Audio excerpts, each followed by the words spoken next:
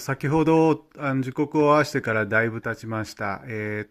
鐘が鳴るのか、ちょっと確認しています。多分もう少しで鳴るんじゃないかと思います。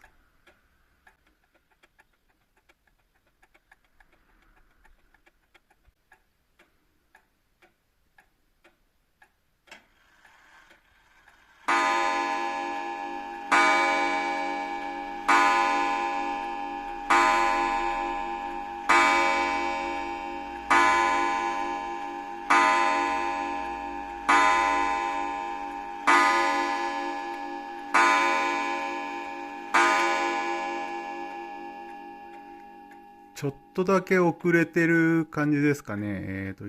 11時30秒ぐらいになった感じですかね。そんな感じでした。